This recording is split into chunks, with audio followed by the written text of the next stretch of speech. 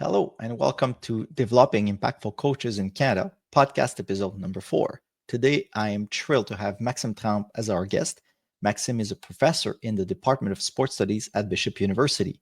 He is primarily interested by the development of athletes and the processes underlying skill acquisition in athletes and non-athletes. He's been involved in coach education for most of his career. Today, we discuss how coaches can use VR or virtual reality in athlete development and how that can help also with developing decision-making skills. And finally, we'll discuss what are the future directions of using VR for athlete training. Very exciting topics. Can't wait to hear about it. Let's jump into it. Hey, everybody. This is Marc Dagenais live with our friend Maxime Trempe from Bishop University. Maxime is a professor at Bishop University in the Department of Sports Studies, correct? Correct. And today we are going to discuss the use of technology and other futuristic tool in order to train coaches or enhance the training of coaches and athletes. So Maxime, how about you tell us a bit about what you do and introduce yourself quickly? Yeah, for sure. So yeah, Maxime, maybe one thing I can add to your introduction is that I come from the world of alpine skiing. So I used to be an alpine ski coach and instructor. Loved that work. And what I really liked when I was working with athletes was the technical aspect of skiing. So how do we acquire motor skills and training decision making also. So these are elements that I brought to my work as a professor. So my research program is geared towards understanding how we acquire movement skills, how we develop decision making skills with our athletes, how do we make that happen faster, and in the last few years, I've been excited about virtual reality and its potential to train decision making. So that's pretty much what I do nowadays. I still teach classes also, and I try to make athletes better and faster. Well, I'm a teacher, so I like to explain things. So for the rest of us that maybe are not as familiar, we've heard the term VR, virtual reality, but what exactly are we talking about? That's a good question because there are a couple of definitions out there. Let's say the way we use it in the lab is that we are. All right, let me go back. Right, in the past, video training sessions have been around for many years now. So it's very common for coaches to record videos of their athletes playing, and then you watch the tape afterwards, the game and so on, and then you use that to understand what went well, what went wrong, and so on. So when we do so, it's pretty useful. But the images are presented on a computer screen, right? Or nowadays on a tablet or something like this. So these are kind of 2D representation, sometimes not recorded from the perspective of the athlete, right? The camera could be on the sideline, for example, and you're seeing yourself in action. So what we mean by virtual reality is that we acquire videos using 360-degree cameras. So we have a camera, it records everything that's around it, and then we present this image in a head-mounted headset, virtual reality. So the Meta Quest of this world, for example. So it's like a big ski goggle. Yeah, it's a big ski goggle. And the advantage of that is that the images that's displayed in front of the viewer is adjusted based on the movement of the head, right? So if you move your head that way, then the image, like the headset's going to show you what you would see if you were looking in that direction, right? So we're still presenting 2D images. So there's, it's a bit more technical. There's no not enhanced depth perception because we're recording with only one camera, but it does present you the world from your own perspective, and for some reason it leads to a very immersive experience. So we've done projects with football players, basketball players, and when you wear the headset, like you really feel you are on the court or on the field playing for real. It's almost like you're in a dream. You're in a different world. You might be physically in one place, but the wearing of the goggle immerses you in a whole different world. You're like you've been teleported somewhere else. That's how it feels. Yeah, I think that's correct. Yeah, it sounds a little bit too much to say that, but I think it does capture very well the impression we get when we're in it. Like we really lose track of reality, and it feels like we're playing for real. So what is the future use of virtual reality? Those key goggles that we've seen now, technology company like Apple have their own set, and everybody Correct. else and their cousin as well is trying to beat each other to the finish Yeah. line with these tools. But specifically for sports, what kind of applications do you see virtual reality being used for by coaches, by athletes? Yeah, well, there's several applications that are getting coaches excited. So the obvious one is that you can train decision making skills without inducing a physical fatigue, right? So that you can watch replays of actions that will appear more real than if you're watching the same thing on a computer screen, but you're not exercising. So you're taking reps, without the fatigue, which is a pretty good thing in sports where physical demands are high. So that's certainly an advantage. Another advantage is that you can train without having teammates around you, right? So you can think of a football team, for example, requires a whole bunch of players at the same place at the same time in order to train from the same level. We've been doing that with basketball players also, same thing. So sometimes, in the off season, training partners may not be available. So in your own living room by yourself, then you can train and improve. So this is certainly another advantage. And also when an athlete is injured and can't be on the field, then the athlete can still train and take reps just like the other ones, and learn the playbook and progress at the same time as the team is progressing with regards to decision making. Yeah. So these three factors make it like a fantastic tool. So if I was explaining this to a 12-year-old, the idea is it's like mental imagery or visualization or seeing yourself in the theater of your mind on steroids. In other words, it's like the real thing. It's like, when you have vivid dreams and it feels real. So VR for training try to reproduces that feeling of realness inside of yourself, but you're actually seeing with your own eyes what you're living. Am I correct? Yeah, I think it's a catchy way to say it, for sure. Maybe the only nuance that I could add to that is, visualization or mental imagery is certainly a great training tool, but it requires you also, to know what you need to visualize, right? Mm-hmm. So the difference with virtual reality is that, let's say you're a basketball player, I can show you an offensive pattern of play that you've never seen before, right? And I can train you to react to it. And then, yeah. Now, let's put aside a little bit of technology, and I want to bring you onto the topic of decision making. Mm-hmm. For most of the last 25, 30 years, when we train coaches, we talk about the physical part, which is the athletic development. We talk about the technical skills, learning the skills, with the tactical, maybe the artistic sides of different sports. And mostly the psychology side is usually around confidence, motivation, attentional control, emotional control, focus, and then these elements. So decision training and cognitive skills are sort of left a little bit in the middle of nowhere. Mm-hmm. But how important is it, being someone who teaches motor skill and motor development, how important is decision making and cognitive skills for athletes to learn and to help them improve their performance in actual competition?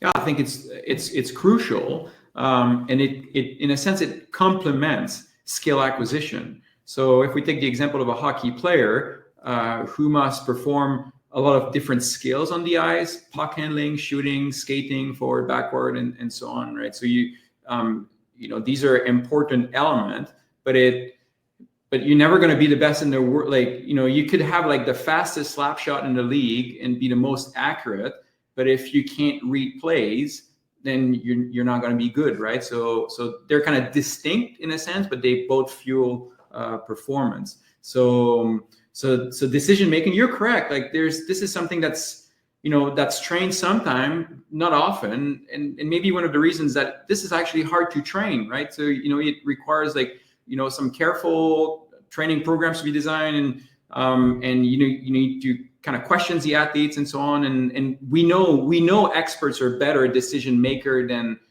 beginners, but the pathway, what makes them better and how we can train that, it's harder to appreciate in a practice, right? We know the elements that make experts better. We know that experts have better visual search behaviors, right? So when we look at what experts are looking at, so experts are not sampling the visual information the same way that beginners do. But it's this also seems to come from practice, right? There's rarely any training that's done, say I'm going to train you to determine what you should look at and whatever, although that could be done, but it's rarely done in practice. So we know that experts are better at picking up visual information. We know that experts are better at recognizing patterns of play, right? And therefore, determining what's the best action in that situation. We know that experts have a larger repertoire of possible plays that happen, right? So there's a memory element to that. So these are elements that are crucial for performance, and that we that ought to be trained, right? So if I'm a coach and I have interest in doing a better job with my athletes, and I'm in a sports that does require quite a bit of decision-making skills, so what should I focus on in terms of training my athletes? Reading and reacting, looking for cues. So what would be elements that a coach should look for to implement with their athletes when it comes to improving their decision-making skills? Yeah, it's a good question, and I'm not sure I know exactly the answer to this particular one. There are certainly ways you can do it, right? You're training your athletes, you can stop a play and then ask, what were you looking at, and why did you decide to do that? That's certainly a method of debriefing on what things happen is probably one of the good tools that coaches can use, to teachable moments, and using debriefing to process what just happened to learn from it. Exactly. But the problem with that is that it's actually hard to do in a practice, right? You got I don't know, you're coaching basketball, you got 15 athletes in front of you, right? So if you're gonna ask all 15 of them after every play, then you're not playing anymore, right? You're just asking questions, right? So that's why it's hard to do, just because of the time it requires, right? To question that and to give some feedback also. And I don't want to steer the discussion too much towards virtual reality, but I was going to bring you back there. Yeah. Well, that's the beauty of the tool, right?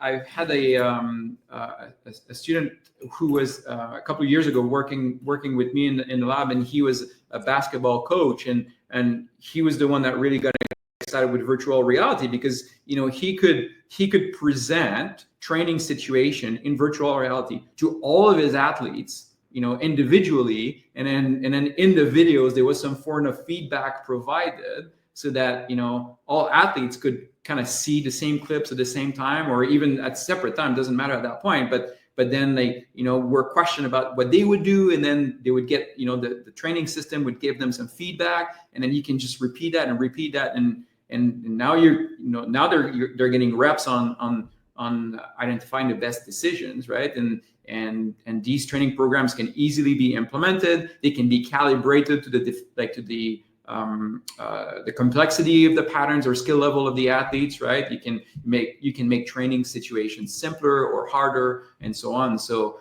now this is an opportunity, to give some great feedback to the athletes. Last year there was also another Bishop students working with me, and he was a coach in the football team here, and he did the same thing with quarterback. And he had a clever idea, I found, because he was, one of the things with quarterbacks, that on a football team, varsity level team, you'll have 2 or 3 quarterbacks. But the reality is that, only one of them is going to take most of the reps in practice and in games. But if your main quarterback is injured, then number 2's got to step in, and he has to be prepared too. but it's hard to give him reps, right? Because it requires a full team. So one thing he was doing is that, in practices, he was recording all the plays and all the reps that the main quarterback was taking. So he had the virtual reality camera set up on the player's helmet, and then the next day, the quarterback number 2 and 3 would come to the lab and would replay the entire practice in virtual reality. And so that's pretty nice, right? So now all the quarterbacks were taking the same amount of reps.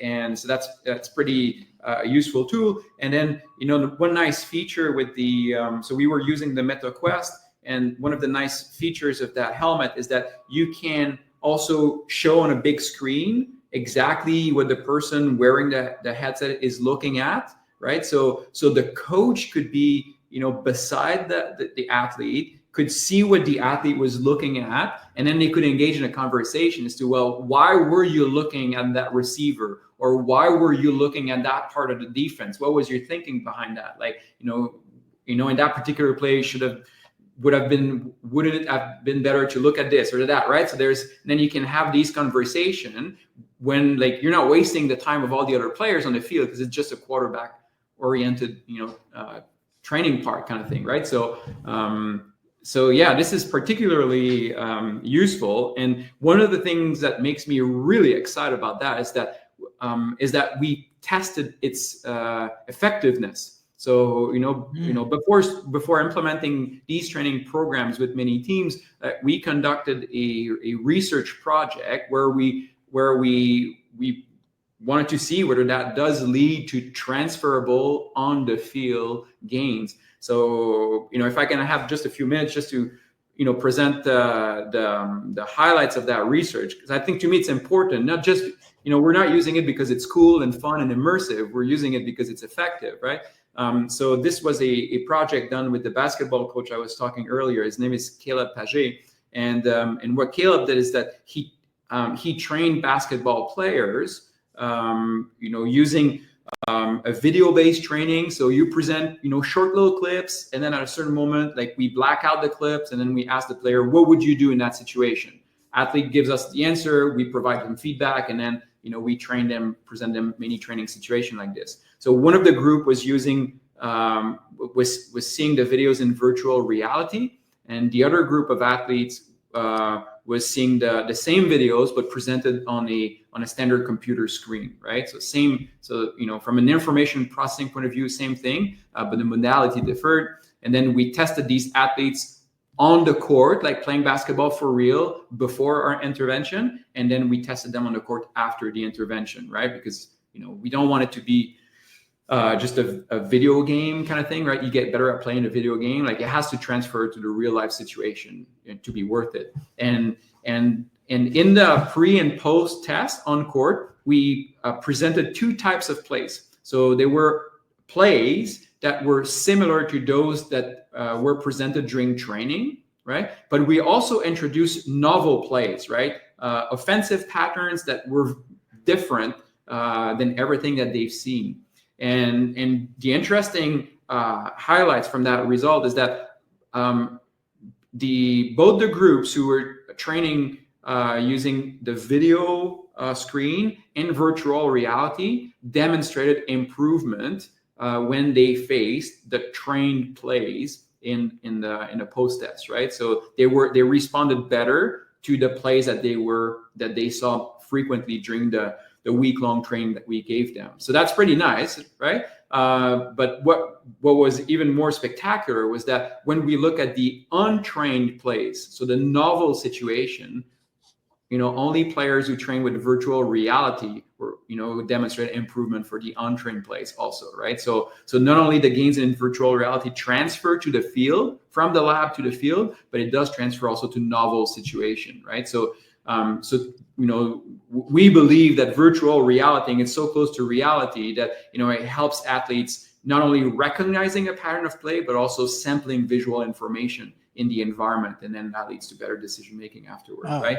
Yeah. And this is just emerging, right? This is not something, yeah. There's not a lot of research in the use of VR in sports, I'm assuming? No, not much. There's been a bit more in and tasks that we could call, or sports we could call interceptive, tennis, baseball, cricket, and so on. Mhm. But in invasion sports, so to speak, right, a collective sport, to my knowledge, the research that we've done was the first one to demonstrate its effectiveness. There's been a little bit, there's been certainly more momentum now, but it's just, that's a field that's gaining traction right now. And could you give us, you've alluded to several ways VR could be used in different sports, but could you add to this in terms of giving us more examples for people to really understand how powerful and effective this could be in terms of a training tool down the road, or even currently, what sports, what kind of training they could do using VR? Well, everything that has a decision-making component would certainly benefit to that, benefit from VR training. We've used it successfully with basketball, with football here at Bishop's. We're also using it right now with the Baseball Federation in Quebec and their high performance training program, where we're using virtual reality to train pitch recognition. And we've done a pilot project last winter that was led by a postdoctoral fellow working with me. His name is Fabian, and so far the pilot projects are promising. So we'll go for a larger scale project this winter. So again, in baseball, you need the ball comes so quickly that you can't really respond to the trajectory of the ball. Like you need to read the pitcher in order to determine the type of pitch and where the ball is going to be sent, right? So we're using virtual reality to train that component. It's pretty nice because then batters are getting reps without fatiguing a pitcher, because pitchers, they got to save their arm for big games, right? So we're using that. Last year also we did a project with a mountain bike group here in Sherbrooke. And what we've done is that we digitalized the Canadian Championship course that was in Nova Scotia. So and then we could present the entire course in virtual reality to the athletes, right? So they were able to visualize the course even before traveling to the championship. So helping them learn the special features of the track, learn the lines, make a plan as to where they could attack and so on. So it supplements, most often, mountain bikers will ride the track a couple of times before the championship, but just depending on how far it is, just a day or two before, right? So but our training allowed them to do so many weeks in advance. So this is also pretty advantageous. So so everything that has decision making, like soccer, lacrosse, rugby, you name it, hockey for sure. How about combat sport?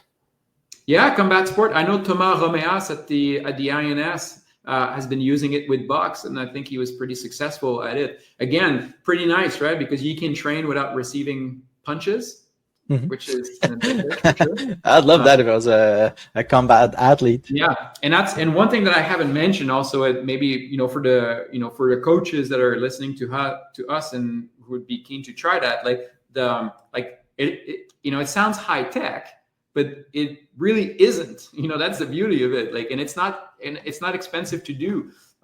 You can get a decent 360-degree camera nowadays for $500.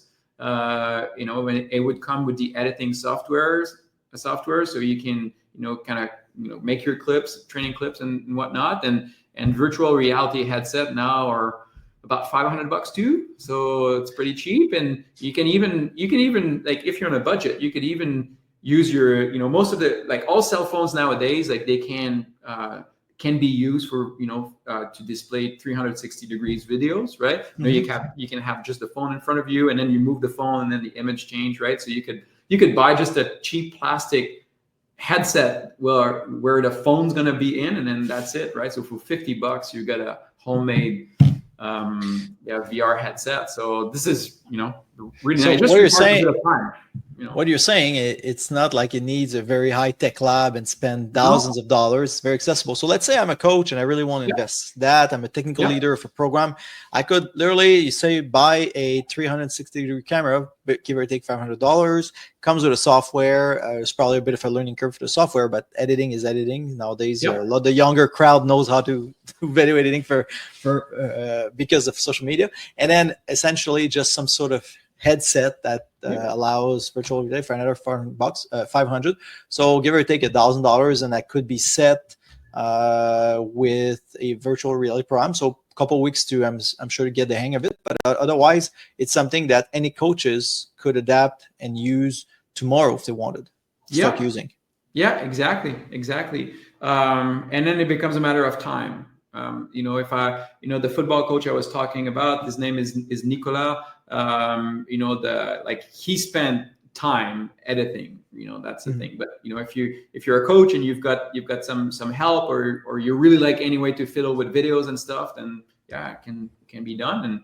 And then once you've got your bank of videos, then you can reuse them year after year, kind of thing, unless you change your playbook or unless something else develops. But a bit of time investment up front, but then you're ready to go. So it's certainly no longer a thing where you need like high tech computer skills or anything to do that. I think everybody can do that. Now we're at the 25-minute mark, but I have something else I want to keep in line with the thematic of this podcast. So would you say that federations and people that manage coach education programs should look into integrating into their coach training curriculum the use of technology, but especially VR, on how to use it for the coaches? In other words, I'm sure a lot of high-end coaches will figure it out because they're creative, but is this something you would see that in the coming years, federations or anybody that has a bit of a coach training curriculum should look into, in my given sport, how could I use this accessible technology to enhance the training of my athletes as a coach, and teach coaches how to do this? I think that would be great for those who are, like, obviously it would accelerate the learning curve. Most of the things you can learn them on your own, with Google and YouTube and stuff, but that could make it faster. So maybe an idea for Adrenaline solution then, or Well, I'd love to keep chatting with you, but I promised to our audience that we would keep it under 30 minutes. So perhaps in the future, I'll invite you again. This is very exciting, and I cannot thank you enough. I'm very grateful, Maxime, for the time you provided today in terms of talking to us about the future of sports training using VR. So thank you so much for your insights and helping us discover perhaps the next barrier to break in terms of reaching new levels of training. Yeah, thanks for the invitation, Marc. It's been a pleasure. You've been listening to Developing Impactful Coaches in Canada. With over 30 years of coaching experience at all levels and a master's degree in coaching science, Marc has dedicated his career to unlocking the full potential of coaches and athletes alike. As a coach developer for 2 decades and the co-founder of Adrenaline Solutions, an agency focused on coach education and development, he's had the privilege of witnessing firsthand the transformative power of effective coaching. We'll be back soon, but in the meantime, make sure to like and subscribe. Hit our website at adrenaline.solutions. From education and instructional design, sport development, marketing and communication, and web and AI automation, we do it all. Thanks for listening, and see you next time on Developing Impactful Coaches in Canada.